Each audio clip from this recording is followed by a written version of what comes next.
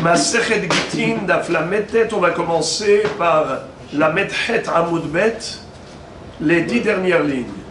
Ta Shema, Ach Kol Herem. Alors je vous lis la suite du pasouk qui n'est pas écrit dans la Gemara. Asher Yaharim Ish Lashem, Mikol Asher Lo Me Adam Ubehema, Kodesh Kadashim Hu Lashem. Me Adam, Elu Avada Veshivchota Vakenaanim. C'est-à-dire, de ce pasouk qui figure dans Parashat Bechukotai, la Baraïta déduit qu'un homme peut consacrer au Beth Amikdash pas seulement des objets, pas seulement des bêtes à sacrifier, mais également Adam. Comment est-ce qu'on peut consacrer au Beth Amikdash Adam? Adam, on ne va pas le sacrifier quand même. Adam, on ne va pas faire un Bedek Abaït, on ne va pas le construire, l'encastrer dans les murs du Beth Amikdash. Alors qu'est-ce que ça veut dire? Qu'en effet, un homme peut consacrer au Beth Amikdash Adam. Eh bien, la Baraïta nous dit, c'est le Eved Kenaani. Avadav, Veshivchotav.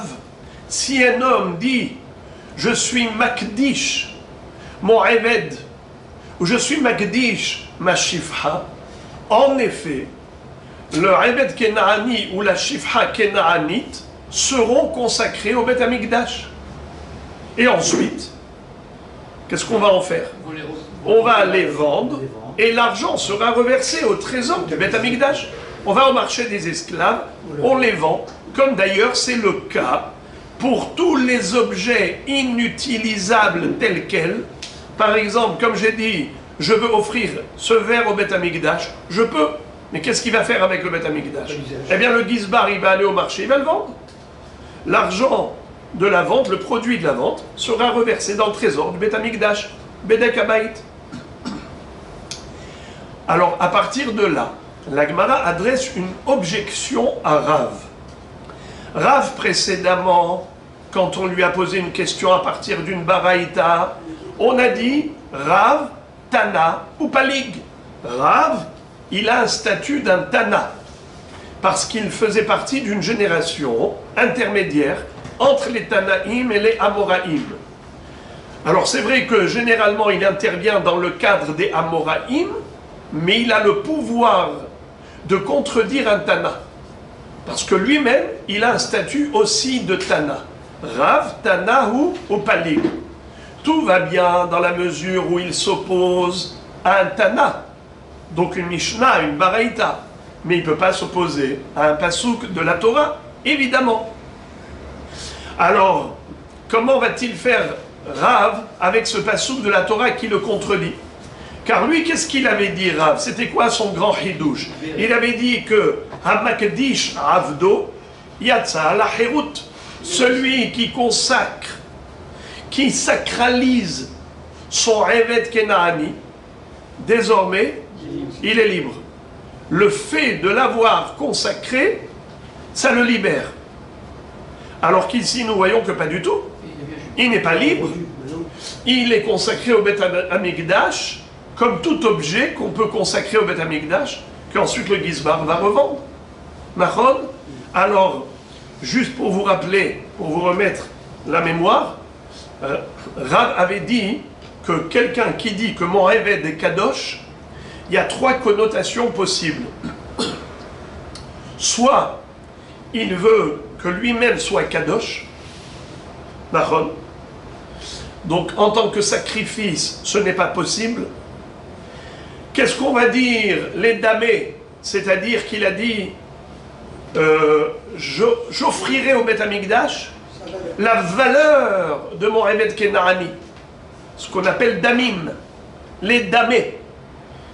Rav dit, s'il avait dit je m'engage à reverser au Beth Amikdash d'aimer Avdi la valeur de mon Eved, alors en effet, je suis d'accord, mais il n'a pas dit ça. Il a dit mon Eved est Kadosh. Puisqu'il a dit mon Eved est Kadosh, ce n'est pas possible de dire que c'est la contre-valeur, parce que sinon il aurait dit damim. ce n'est pas possible qu'il soit lui-même consacré, parce qu'il n'est pas sacrifiable, ce n'est pas une bête à sacrifier. Alors qu'est-ce qui nous reste comme traduction possible du mot Kadosh? Am Kadosh. Le Adon veut libérer son Eved Kenaani pour qu'il devienne juif. Il fera partie intégrante du Am Kadosh. C'est qui le peuple qui est appelé saint? Am Israël. Comme il est écrit, Ki Am Kadosh Ata, l'Hashem Elokecha. Ve'atem tiyuli mamlechet kohanim ve'goy Kadosh. On est une nation sainte. Alors, à Kadosh Baruch Hu, quand il a choisi Am Israël et il les a consacrés pour lui, eh bien, quand le Adon dit mon Eved sera Kadosh, ça veut dire je veux le libérer pour qu'il devienne lui aussi juif et qu'il fasse partie intégrante du Am Kadosh. C'est ce qu'avait dit Rav. Oui. Mais de ce passouk, nous voyons le contraire. Car ce passouk, qu'est-ce qu'il nous dit? Arkol herem asher yaharim ish lachem mikol asherlo. Un homme qui consacre à Dieu de tout ce qu'il possède, mais Adam ou Behema, Kodesh Kadashim ou Lachem. Que ce soit un homme ou que ce soit une bête, ce sera consacré à Dieu. Kodesh Kadashim ou Lachem, donc il ne sera pas libéré. Comment Rav peut dire que celui qui sacralise son Eved, eh bien automatiquement il est libéré? C'est pas vrai. Ce n'est pas vrai. On voit que le Passouk lui-même nous dit qu'il appartiendra au Beth Amikdash et le Gizbar va le revendre. Alors c'est une forte question contre Rav. Rav va répondre très facilement. Il va dire comme ça. De Amar les dames. Ici, de quoi parle-t-on dans ce passouk? D'un maître qui a dit clairement, explicitement, j'offre au Beth Amikdash la valeur de mon Eved. Donc il n'a pas dit mon Eved sera Kadosh. Il a dit la valeur de mon Eved sera Kadosh. D'aimer Avdi. Ah, c'est ça à quoi fait allusion la Torah. Quand elle dit un homme qui a été Makdish, son Eved Kenaani, ça veut dire qu'il a dit clairement je m'engage à reverser au Beth Amikdash la valeur de mon Eved. C'est ça ce qu'on appelle Yaharim me Adam. Yakdish me Adam. Il va être Makdish la valeur du Adam, mais pas le Adam lui-même. Car celui qui est Makdish le Adam lui-même, Rav dit, eh bien, il est immédiatement libre. Parce que le mot Kadosh, ça veut dire Am Kadosh. Il fera partie d'un peuple Kadosh. Ici, la Torah, quand elle dit qu'il ne sera pas libéré, il appartiendra au Beth Amikdash, c'est-à-dire la valeur appartient au Beth Amikdash. Car le Adon, le maître de ce Eved, il s'est engagé pour le damé, damim, pour l'argent. La Gemara dit, Iachi idach nami de amar le damé.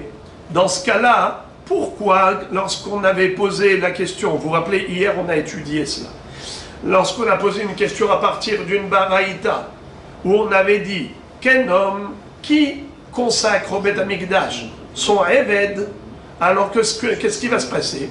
Le Gizbar va le revendre. Le Gizbar va le revendre et il va récupérer l'argent pour le Beth Amikdash. Je voudrais que vous regardiez la baraïta qui disait comme ça. Regardez. Mutvinan Ashmatin, Hamakdish Nechasav. Je vous rappelle la baraïta. Hamakdish Nechasav. Quelqu'un qui a consacré au Beth Amikdash tous ses biens. Vehayu Bahem Abadim.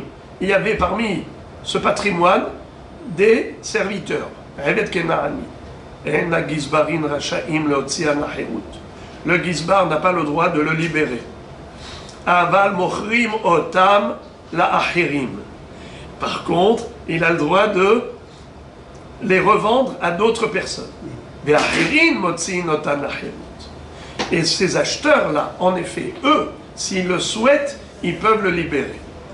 Rabbi Omer, Omerani, Rabbi dit, moi je dis, Afhu noten demeratzmo veyotze. Même le Eved Kenaani lui-même a le pouvoir d'aller voir son maître et lui dire, tiens, je te donne des sous pour me racheter. C'est-à-dire, c'est comme si tu me vendais ma personne à ma personne. N'est-ce pas? c'est pas juste un rachat, un pidion, parce qu'il ne peut pas faire comme ça juste un pidion, il faut que ce soit derech mekar ou memkar. Comme si lui-même était un étranger. Et d'où il a eu l'argent?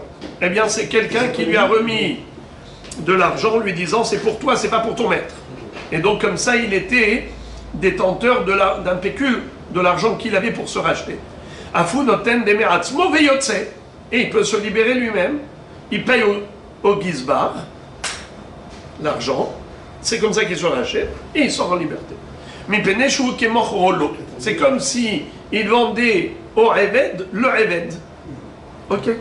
Besséder. Son statut. Hein? Son statut sur le plan spirituel. Eh bien voilà, ça y est. Il devient juif. Mais Automatiquement. Le Hadon, il peut refuser. Il lui dit voilà de l'argent pour que vous puissiez me racheter. Mais le Hadon, il dit non, ça m'intéresse. Oui, mais ici, le Hadon, c'est qui? Ici, le Hadon, c'est qui? C'est le Gizbar. Le Gizbar, de toute façon, il cherche à revendre ce Eved parce qu'il cherche à rien à faire. Il veut l'argent, le produit financier. Donc lui, le Gizbar reçoit l'argent, qui est la contre-valeur, et lui, le Eved, il sera libéré. Mais la libération, elle sera après. Si l'acheteur veut le libérer, il le libère. Mais le Gizbar, le Hadon, quand il a consacré au Beth Amikdash ce Eved, on n'a pas dit qu'il est libre. On a dit qu'il appartient au Beth Amikdash. Et pourquoi là-bas ne dirait-on pas aussi, au lieu de dire que c'est en mahloquette frontale avec Rav, Rav a dit que celui qui sacralise son Eved, eh bien il est libéré de facto. Alors que la Braïta dit que non, il n'est pas libéré. Il appartient au Beth Amikdash et le Gizbar le revend. Pourquoi dire qu'il y a une mahloquette, Rav Tana ou Palig, Rav est en opposition avec cette Braïta? Au lieu de dire cela, tu peux faire la paix entre eux et dire que la Braïta, elle parle de quelqu'un où il a dit je m'engage à payer au Beth Amikdash la valeur du Eved Kenani.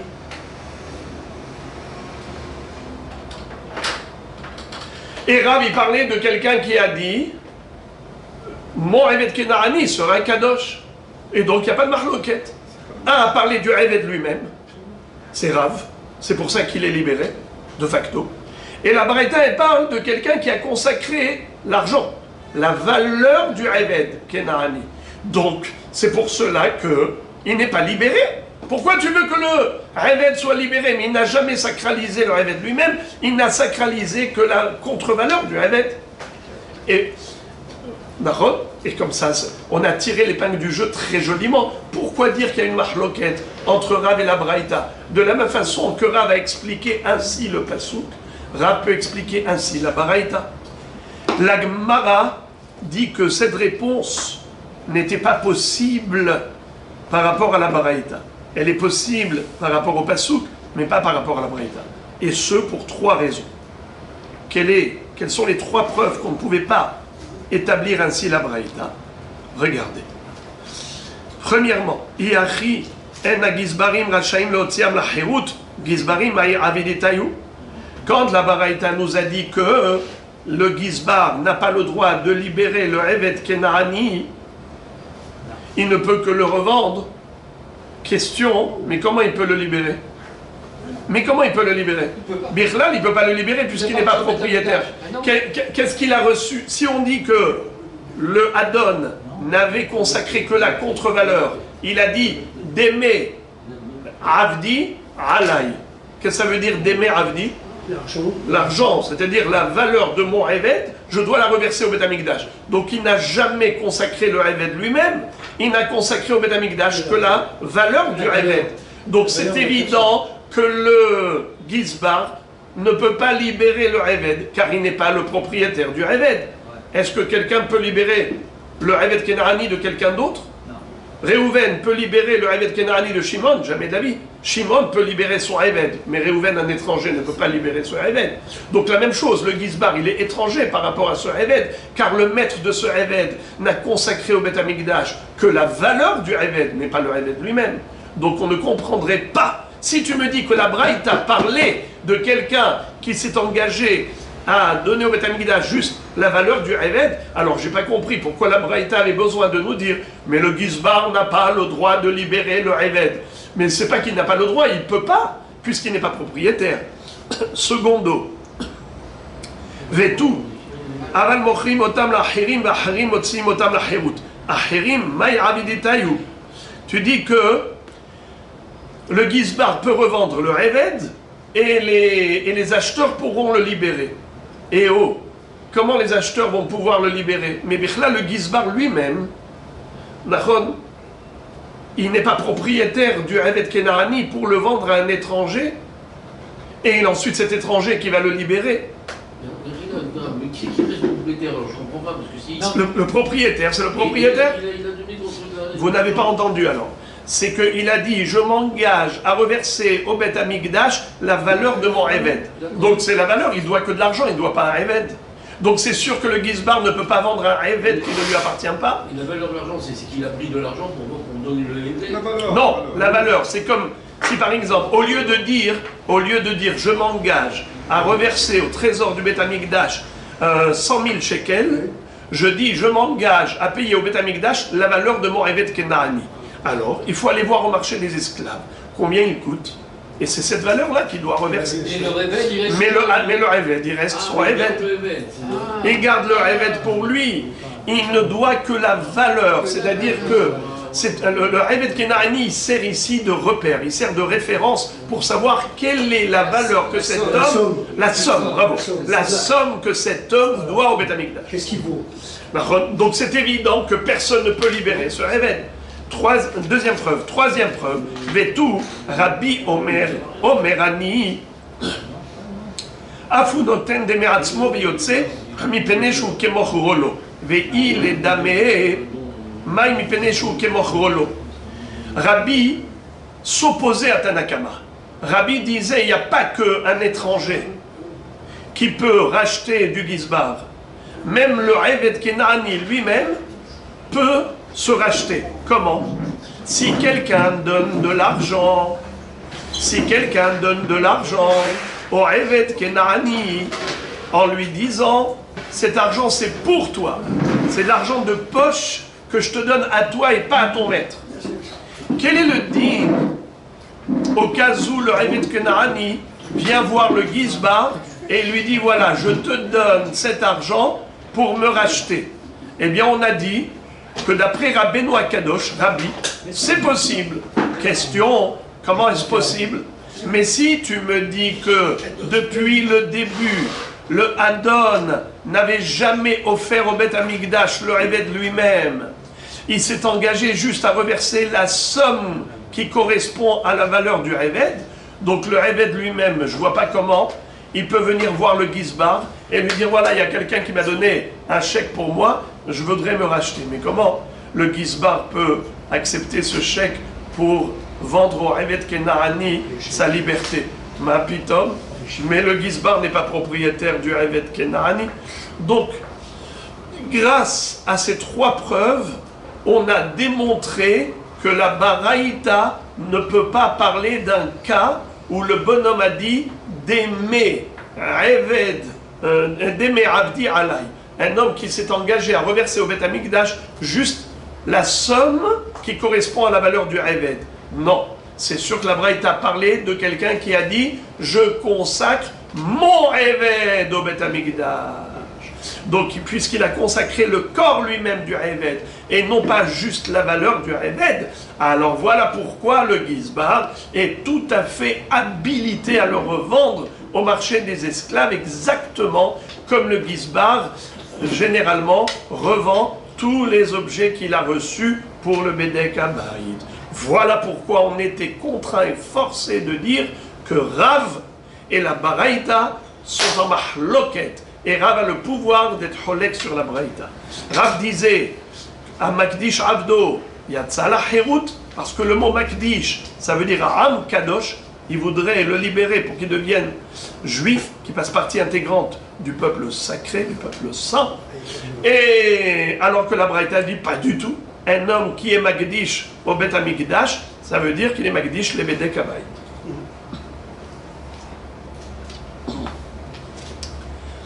la Gemara va encore poser une question à partir de la braïta suivante. Elle va adresser cette objection à Rav. Les amis, Behemet, la Gemara aurait pu immédiatement dire Rav Tana ou Palik. C'est ce fameux joker. La Gemara aurait pu dire, c'est quoi cette question-là que tu poses à Rav? Rav, il a le droit de s'opposer. Rav a le droit de contredire une braïta. Mais malgré tout, la Gemara ne se sert de ce joker que lorsqu'elle n'a pas le choix.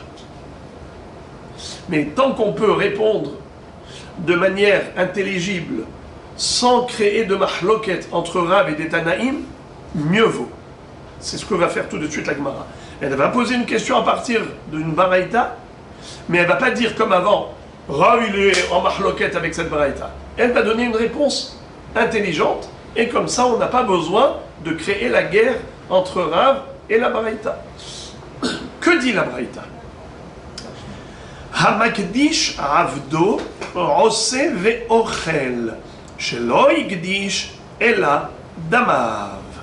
C'est-à-dire un homme qui a consacré au Bet Amikdash un Evet Kenaani. Quel est le sens de ce chidouche de la Braïta? C'est que normalement, si on considère que le Evet Kenaani est kadosh personnellement, lui-même est kadosh, alors comment il peut manger? Si lui-même il est consacré au Bet Amikdash et il appartient au Bet Amikdash, automatiquement, tout ce qu'il produit appartient au Bet Amikdash. Vous comprenez? Si le Evet Kenaani appartient au Bet Amikdash, donc tout ce qu'il va produire, tout ce qu'il va faire, automatiquement appartient au Bet Amikdash. La question, comment va-t-il se nourrir? Généralement, un Evet Kenaani, il mange de ce qu'il produit, de sa main-d'œuvre.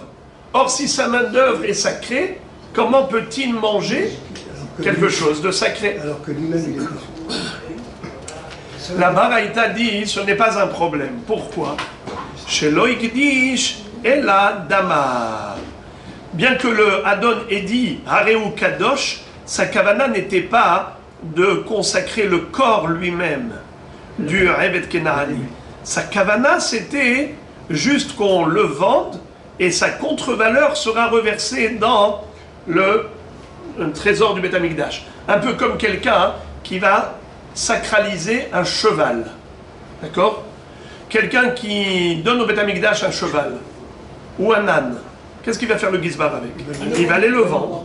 Et l'argent obtenu sera reversé dans la caisse du Bet Amikdash. La même chose, le Evet Kenaani, il n'est pas lui-même kadosh. C'est sa valeur qui est kadosh. Et par conséquent, il a le droit de produire et de manger.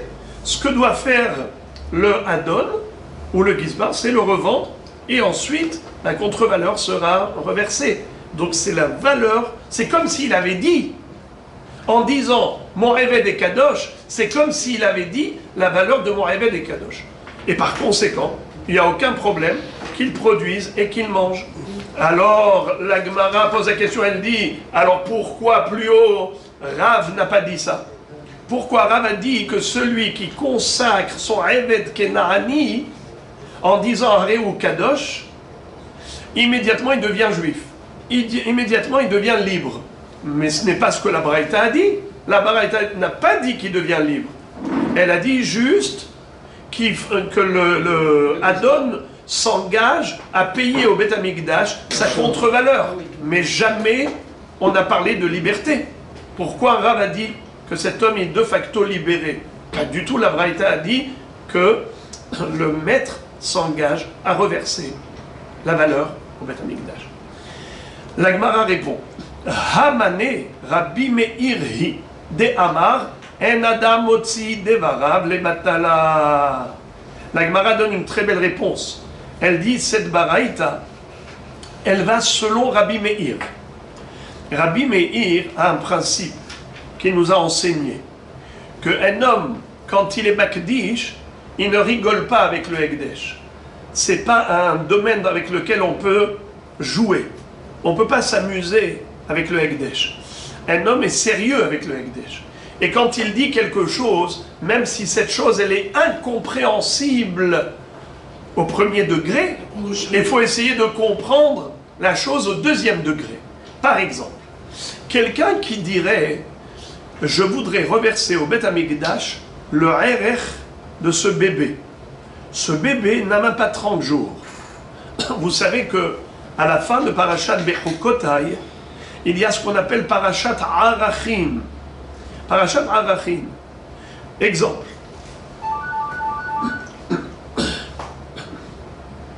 Si quelqu'un dit « Je voudrais offrir au Beth Amikdash mon RR. » Vous savez c'est quoi mon RR? Ma valeur. Ma valeur, bravo. Mais c'est pas une valeur, ce n'est pas une valeur relative, c'est une valeur absolue. Il y a deux sortes de valeurs. Il y a RR et Damim. Damim, c'est la valeur relative. On va au marché des esclaves et on voit un homme comme ça qui a un tel gabarit, combien il coûte s'il était vendu comme esclave? Ça s'appelle une valeur relative. Mais sinon, si on ne parle pas de Damim, on parle de RR, de Arachim, la Torah nous dit comme ça. Depuis l'âge d'un mois jusqu'à 5 ans, le RR d'un homme, il est de 5 shekels. De 5 ans à 20 ans, le RR de l'homme, il est de 20 shekels. De 20 à 60 ans, le RR de l'homme est de 50 shekels. Au-delà de 60 ans, son RR, il est de 15 shekels. D'accord?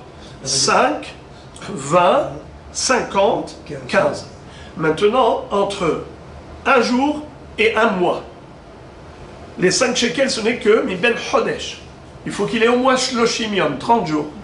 S'il a par exemple que 2 semaines, ce bébé, moi je dis, RR yeledze alay. Je m'engage à reverser au Beth Amikdash le RR de ce bébé. À Botaï, combien on doit donner? Hachamim disent 0. Rabbi Meir dit, tu sais quoi? Il faut aller voir au marché des esclaves. Combien il coûte? C'est ça. Combien coûte un esclave qui a 2 semaines? Valeur relative. Valeur relative. Si, valeur relative. On va voir au marché des esclaves une valeur qui est relative dans le marché des esclaves. Alors la question est de savoir, mais ce bonhomme, il n'a pas dit RR, et pardon, il n'a pas dit Damim, il a dit RR. Rabbi Meir dit, c'est vrai qu'il s'est trompé, sa langue a fourché, il a dit RR, mais on est sûr que sa kavana, elle est Damim. Pourquoi? Parce que tout le monde connaît la paracha de Bechukotai, et tout le monde le sait qu'un bébé qui est inférieur à l'âge d'un mois, donc il n'a pas de RR. Alors qu'est-ce qu'il voulait ce monsieur? Rigoler? Tu joues avec le Hekdesh? Un homme ne veut pas jouer avec le Hekdesh. En Adam motzi devarab le batala. Un homme ne parle pas pour ne rien dire quand il s'agit du Hekdesh. Alors sa kavana n'était pas RR, sa kavana était forcément Damim. Et il devra reverser combien? Ce que coûte ce petit rêve de 2 semaines, de 15 jours, combien il coûte au marché des esclaves. Alors, ce même Rabbi Meir, qui a dit qu'un homme ne rigole pas avec le Hekdesh, un Adam Otzi Dvarav le Batala, il ne parle pas pour ne rien dire, là aussi. Ce monsieur, qu'est-ce qu'il a dit? Que le Eved, mon Eved, il est Kadosh. Il ne parle pas pour ne rien dire. C'est quoi sa kavana? C'est qu'il veut être Makdish, la valeur de son Eved. Alors Rav te dit, il n'y a pas de problème. Pour Rabbi Meir, je suis d'accord. Mais moi je pense comme Chachamim, qu'un homme peut dire des bêtises. Un homme il peut parler pour ne rien dire, ça existe. Et de ce fait, s'il a dit pour le bébé de 15 jours, RR, eh bien c'est 0. S'il a dit pour le Eved Kenani, Kadosh, eh bien il est libéré. Il n'est pas consacré au Beth Amikdash. Rabbi Meir dit qu'il est consacré au Beth Amikdash. Et donc il doit reverser la valeur, parce que un Adam Otzi Dvarav le Batala. Mais moi, Rav, je m'appuie sur Hachamim, pas sur Rabbi Meir. Un est réfléchi, et l'autre il prend au mot. Exactement. L'Agmar dit Achanamim istahabra de katane sefa, vechen hu sheikdish atzmo, ose veochen, shelo ikdish el adamav. L'Agmara donne raison à cette réponse. Elle apporte une preuve que c'est vrai. C'est pas une réponse tirée du chapeau, c'est une vraie réponse. La preuve, c'est que dans la suite de la Braïta, il est écrit Quel est le din si un homme dit « Je me consacre moi-même au Beth Amikdash » Il vend sa valeur. Est-ce qu'il a le droit de manger? Je produis, je travaille, le produit de ses mains. Est-ce qu'il est kadosh ou pas? Lui, il a dit, je me consacre au Beth Amikdash. Mais c'est sa valeur. Alors, est-ce qu'il peut manger? Comment il peut manger? Mais tout ce qu'il produit, il ne peut pas le manger, c'est kadosh. Et pourtant, c'est écrit qu'il peut manger. Roseve ochel. Donc il consacre sa valeur. Et la Vada, il nous dit la Gemara, forcément, cette braïta, elle va d'après Rabbi Meir, qui a dit qu'un homme ne parle pas pour ne rien dire. Donc c'était quoi sa kavana? Bien qu'il ait dit je suis kadosh, ce qu'il voulait dire c'est pas moi-même, c'est ma valeur. Je m'engage à reverser au Beth Amikdash ma valeur. Et donc, moi je suis pas kadosh. c'est ma valeur qui est kadosh. L'argent qui est kadosh. La somme qui correspond à cet homme en tant que Eved Kena'ani, s'il était vendu dans le marché des esclaves, alors en effet, c'est cela qu'il a été magnifique. Et la Gemara dit, regardez l'analyse. Iamar bishlama Rabbi Meir hi shapir. Et là, Iamar Drabanan hi. Si tu dis que cette braïta va d'après Rabbi Meir qui a dit un homme ne part pas pour ne rien dire, bien qu'il ait dit je serai kadosh, sa kavana c'était la somme qui correspond à mon corps, elle est kadosh, mais pas moi-même.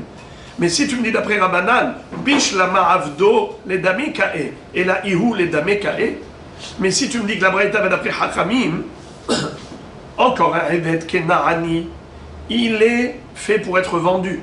Donc on sait qu'il a une somme qui correspond à sa valeur. Parce qu'il est vraiment mis à prix. Tandis qu'un être humain normal, il n'est pas mis à prix.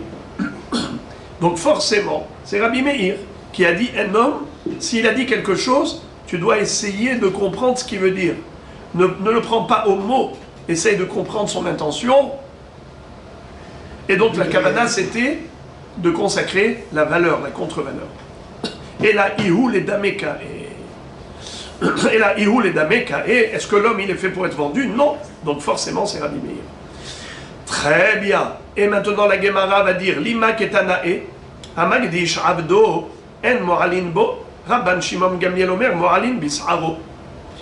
La Gemara veut dire que peut-être tout ce débat qu'on a vu hier et aujourd'hui, à savoir, quel est le din lorsqu'un homme dit mon Eved est kadosh? Rappelez-moi Rabotai, je vous écoute, dites-moi d'après Rav, qu'est-ce qu'il sera ce Eved? Bravo! Il sera juif. Il est libéré de facto. Et maintenant, d'après Rabbi Meir, qu'est-ce qu'il sera? Revendu pour le Revendu, pourquoi? Parce que, ou revendu, ou même pas revendu. Le Hadon, qu'est-ce qu'il dit? J'apporte la somme qui correspond à sa valeur. Il ouvre son portefeuille, il donne au Gizbar la somme qui est. Rabotai, a priori, c'est mamash, une mahloket Tanaïm. A priori, ça correspond à une mahloket entre deux Tanaïm dans cette baraïta. Regardez. Il est écrit Hamakdish Abdo, celui qui sacralise son Eved. Tanakama dit En Mo'alinbo. Qu'est-ce que ça veut dire En Mo'alinbo? Il n'y a pas de profanation possible. Toute personne qui utiliserait des objets sacrés à des fins personnelles, alors ça s'appelle une profanation. Et il doit apporter un korban me'ila. C'est une infraction. Il doit payer keren, homesh et achat me'ilot. Alors il est écrit que celui qui profite du Eved Kenaani qui était sacralisé, en mo'alinbo. C'est pas une profanation, même s'il a utilisé ce Eved Kenaani à des fins personnelles. Rabban Shimon Gamliel Omer mo'alin bis'aro. Alors ne vous soyez pas choqués. S'il vous plaît, ne sursautez pas. Rabban Shimon Gamliel dit oui, il y a une profanation si on se sert de ses cheveux. Si on va faire une perruque avec ses beaux cheveux, ça c'est une profanation. D'accord? Regardez. La Gemara dit Maïlav Be'a Kamefalge, des morts savar kadosh ou morts savar lav kadosh.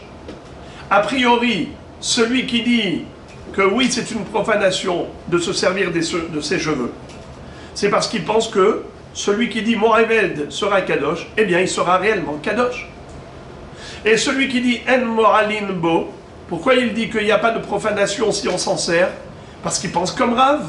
Que quoi? que quand on dit mon Evet sera Kadosh, automatiquement, de facto, il devient libre, il devient juif. Donc il n'est pas Kadosh. Il n'y a pas de sainteté. Il devient juif. Quelqu'un qui se sert d'un juif, il y a une profanation du sacré? Pas du tout. Il doit apporter une korban merila? Pas du tout.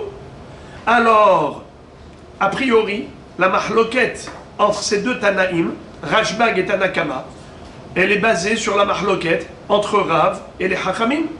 La Gemara dit non, aucun rapport. Vetis Bera, penses-tu que c'est comparable?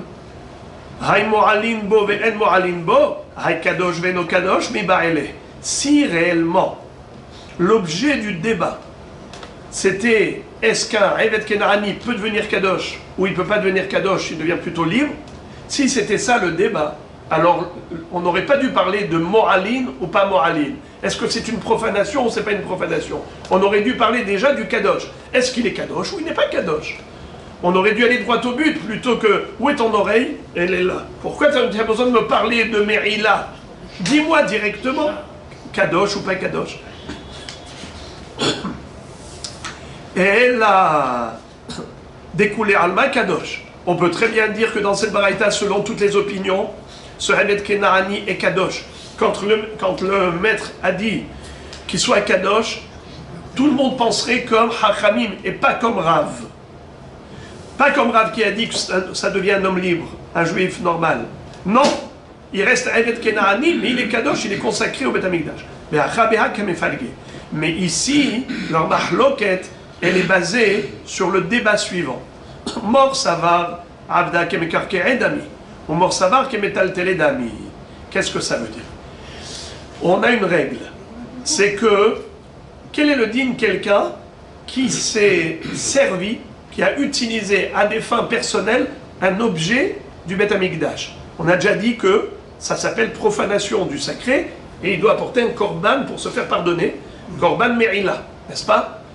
Mais quel est le digne s'il a utilisé un terrain qui était sacré, pas un objet mobile, de l'immobilier qui était sacré? Exemple, moi je suis propriétaire d'un terrain, je l'offre au Beth Amikdash. Est-ce qu'il est sacré? Oui. Maintenant, si après je l'ai utilisé à des fins personnelles, je dois apporter korban merila? C'est assourd, c'est une infraction, je n'ai pas le droit d'utiliser un terrain qui est sacré. Mais est-ce qu'on apporte un korban merila? Dites-moi oui ou non. Si je pose la question, c'est que c'est non. C'est que c'est non. Alors, en fait, quelle est la différence? Bravo. On a une halacha, d'où on apprend le din de Merila, on apprend de Teruma, het mitruma. De la même façon que il y a écrit het à propos de Merila, il y a écrit le mot het à propos de Teruma. Alors on nous dit, de la même façon que la terouma, c'est prélever des fruits qui sont mobiles, ainsi la merila, pour être hayab de korban merila, c'est que pour des objets mobiles. Comme la terouma, par la xéra shava du mot het. Het. On retrouve le mot het dans terouma, le mot het dans merila. Comme terouma, c'est mobile, pareil, pour tout objet sacré qui est mobile, c'est là qu'on est hayab de merila. Mais si l'objet profané, il est immobile comme un terrain, il n'y a pas de merila. Alors, Rabotai, maintenant, quelqu'un qui a utilisé un Evet Kenani qui était kadosh, il a utilisé à des fins personnelles. Est-ce que ça s'appelle qu'il a utilisé un objet mobile ou bien immobile? Oui. Hein? Mobile. Et donc, il est Hayav Korban Merila. Bravo. Ça, c'est une opinion. C'est celui qui a dit Mo'alin. Mo'alin Bisa'aro. Celui qui a dit Mo'alin Bisa'aro parce qu'il dit oui, c'est mobile. Celui qui a dit En Mo'alin, parce qu'il compare le Evet Kenani à un terrain. Quel rapport entre un Evet Kenani et un terrain? Il y a un pasouk. Veitnahaltem otam libnechem aharechem les reshet ahouza. C'est-à-dire, la Torah nous dit que le Evet Kenani, ça se transmet de manière héréditaire de père en fils. Ça veut dire que un bien immobilier, c'est héréditaire? Je vous pose une question. Est-ce que le bien immobilier, c'est héréditaire? Bien sûr. Un bien immobilier, ça se transmet par héritage, de père en fils. Eh bien, la Torah nous dit pareillement, un Eved Kenaani se transmet de père en fils de manière héréditaire. Ça veut dire que la Torah a comparé le Eved Kenaani à un héritage de patrimoine d'immobilier. C'est quoi Ahouza? Un bien immobilier. On est Ohez. La Gemara dit, si c'est comme ça, si en effet c'était cela la kavana de la Gemara, dit au lieu de débattre, au lieu de discuter des cheveux, pourquoi on parle ici de cheveux? On aurait dû parler ici de quoi? Non pas de cheveux, mais plutôt du corps lui-même. Je me sers du Eved Kenaani, Hayav Me'ila, ou pas Hayav Me'ila, mais quel rapport avec les cheveux? Elle a découlé Alma Avda Kemekarke'e Dami. On est obligé de dire que d'après tout le monde, le Eved Kenaani, il a été comparé au bien immobilier, donc il n'y a pas de Me'ila. Si je me sers du Eved Kenaani lui-même, de son corps, eh bien il n'y a pas de Me'ila. Même si je m'en sers à des fins personnelles. Quand est-ce que je suis Hayat Korban Me'ila? D'après une opinion, c'est si je me sers des cheveux. Et l'autre, il dit même des cheveux, non. La Gemara dit la chose suivante. Elle a découlé Alma Abda Kemekarke'e Dami. Selon toutes les opinions, le Eved est comparé à un bien immobilier.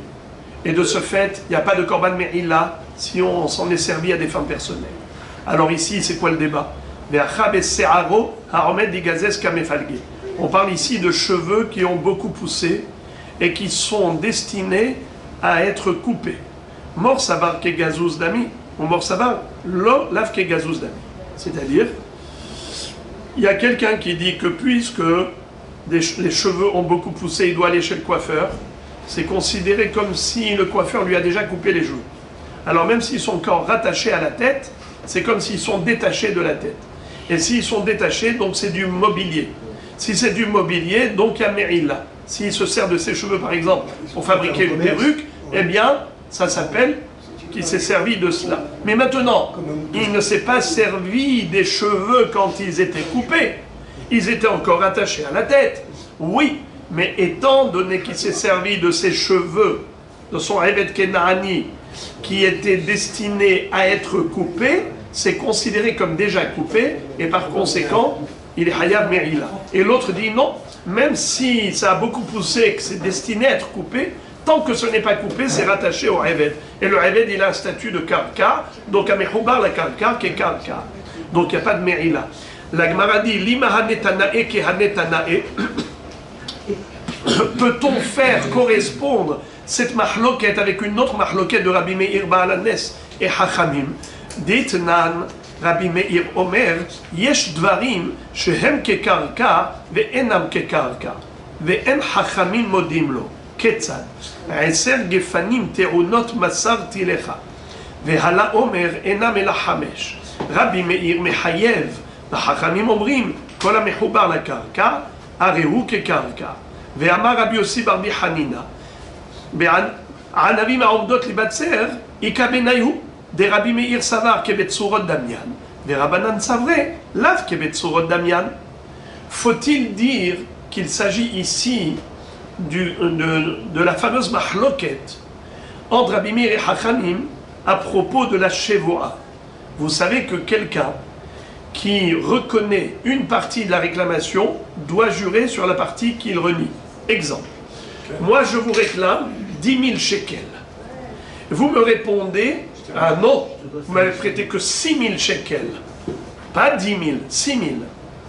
D'accord, 7 000, parce que après 6 000, 10 000, ça s'entend pareil. 7 000, vous m'avez prêté que 7 000, pas 10 000. D'accord? Alors, qu'est-ce que vous reniez? 3 000. Alors regardez, les 7 000 que tu reconnais, paye-les. Les 3 000 autres, jure que tu ne les dois pas. Modé, répétez. Modé bemikza tata'ana hayav shevoa. Répétons. Modé bemikza tata'ana hayav shevoa. Quelqu'un qui reconnaît partiellement une partie de la réclamation, Alors, ce qu'il reconnaît, il paye. Ce qu'il ne reconnaît pas, Il il jure. Alors maintenant, écoutez, quelque chose de très fort. Quel est le din si c'est un karka? Moi, je vous dis par exemple, moi, je t'ai vendu un karka jusque-là. Par exemple, l'acheteur, il dit, donne-moi le karka, tu m'as vendu tout ça. Moi, je dis, pas du tout. Je t'ai vendu que la moitié. N'est-ce pas? Alors, la moitié que je reconnais, je donne. L'autre moitié, il faut que je jure. D'accord? Normalement. Mais on a une règle. En shevoa bekarkaot. En shevoa les karkaot. Ça n'existe pas de serment lorsque l'objet du débat entre les deux protagonistes, l'objet du litige, c'est un bien immobilier. C'est que pour du mobilier qu'il existe les serments. Mais pour l'immobilier, il n'y a pas de serment. Ok? Alors maintenant, imaginons que le débat, il porte sur des vignes, pas sur des terrains, pas sur des fruits, mais sur des vignes rattachées au sol. Les vignes rattachées au sol, est-ce que ça a un statut de mobilier ou un statut d'immobilier? Immobilier, bravo. D'abord, la karka, karka. Ce qui est rattaché au sol, c'est comme le sol.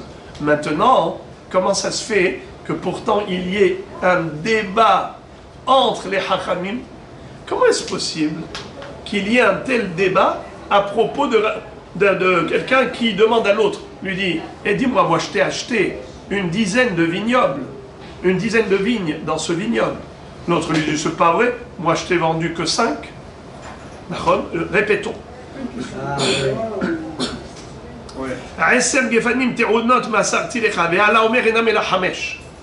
C'est pas, ici, c'est pas une question de vente, c'est une question de prêt.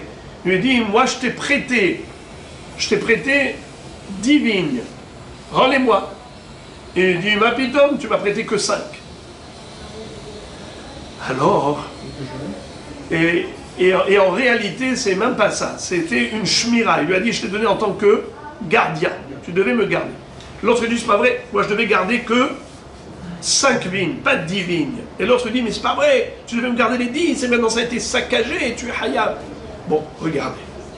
Est-ce qu'il doit jurer pour les 5 qu'il renie? Pour les 5 qu'il reconnaît, il doit payer. Mais pour les 5 qu'il nie, est-ce qu'il faut jurer? Alors, Mahloket, Rabbi Meir dit oui, Hachamim disent non. Rabbi Meir les Hayev Shmoa. Hachamim disent pas tour de Shmoa. Mais comment il peut y avoir une Mahloket? Mais c'est rattaché au sol. Réponse, on parle ici, nous explique la Gemara, que on parle ici des raisins mûrs. Étant donné que les raisins étaient déjà destinés à être cueillis, parce qu'ils étaient déjà trop mûrs, alors c'est comme s'ils sont déjà détachés du sol. Rabbi Meir dit, ce qui doit être détaché du sol, c'est comme déjà détaché. Rabbi Meir dit que quelque chose qui est destiné à être détaché, c'est comme s'il est déjà détaché. Tandis que l'autre dit que même s'il est destiné à être détaché, tant qu'il est encore attaché concrètement, ça fait partie du sol. Donc l'un lui donne le statut de karka, et l'autre donne le statut de mobilier, métal télim. La Gemara veut les mettre en rapport, en parallèle, ces deux mahloket. La Gemara dit aucun rapport. Pourquoi? Afilotema Rabbi Meir. Même selon Rabbi Meir qui a dit cela à propos du vignoble, Ad kanokama Rabbi Meir atamela be'anavim, dekama dekaimin michash kehiche. C'est seulement à propos des raisins, car tant que ils mûrissent, alors ils vont pourrir. Donc c'est obligé de les cueillir. Puisque c'est obligé de les cueillir, c'est comme si on les a déjà cueillis. Aval hacha, mais ici à propos des cheveux, kama dekae ashbohem ashbar. Plus il reste, au contraire, mieux il pousse. Comme je reprends mon exemple, on va faire de la perruque avec les cheveux, d'accord? Ou bien on va lui faire une queue de cheval, il doit faire du cirque. Alors il a besoin d'avoir des longs cheveux.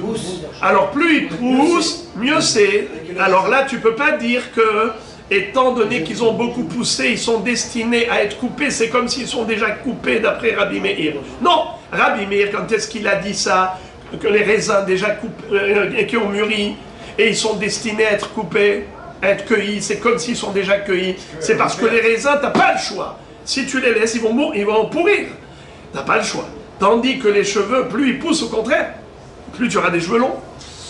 Ajmohem Ajmah. La Gemara dit qu'il s'allait Rabbi Hiya bar Yosef. Amarle Haishmata de Rav Kameh de Rabbi Yohanan. Amarle Amarav Hachi. Amarav Hachi. Alors, lorsque Rav Hiya bar Yosef est arrivé en Israël, il a dit à Rabbi Yohanan que Makdish Avdo Yatsa la Hirut. Rabbi Yohanan a dit, ah bon? Rav a dit une chose pareille, comme s'il était choqué. La Gemara dit, Ve'ulo Amarachi. Pourquoi lui? Pourquoi il est choqué? Mais lui-même il a dit la même chose. Bon, il n'a pas parlé de Makdish, il a parlé de Mafkir, en disant que Mafkir Avdo, Yatsa la Hirut, Vetzarich get Shichur. Alors pourquoi il est choqué? Harika Amarle, voilà ce qu'il lui a dit. Amarav Kavati, au contraire, il lui a dit avec grand sourire et satisfaction, ah, qu'est-ce que je suis content d'entendre cela. Rav a dit comme moi, Rav le grand maître de la génération, ah, je suis heureux, donc je ne me suis pas trompé. C'est sous forme, non pas d'interrogation, c'est sous forme d'affirmation qu'il a dit ça. Amarav Kavati, ah, quelle merveille. Et Kadéamré, deuxième version, et en fait, l'ossimoi kameh, qu'est-ce que ça veut dire? On lui a dit que la moitié de la phrase, pas la phrase entière. C'est-à-dire, Amarle velo amarav tsarget shehur, quand on lui a dit que Rav a dit Hamakdish Avdo Yatsa la Hirut, celui qui consacre son Eved en disant que mon Eved soit Kadosh, eh bien il sera libre, de facto il sera libéré. Alors il s'est arrêté là. Alors il lui a dit quoi? Et Rav n'a pas dit qu'il faut écrire un Get Shehur. Rabbi Yohanan est armé d'Amar Olam, Rabbi Yohanan Afkir Abdo Yatsa la Hirut Vetzarich Get Shehur. C'est-à-dire que Rabbi Yohanan lui-même, vous vous rappelez qu'est-ce qu'il avait dit? Que ça ne suffit pas d'abandonner le Eved Kenani, il faut un get. Car Shmuel avait dit que celui qui abandonne son Eved Kenani n'a pas besoin de get shehur. Rabbi Yohanan dit, celui qui abandonne le Eved Kenani, il a besoin de get shehur. Quel est le sens? Le sens est le suivant. C'est que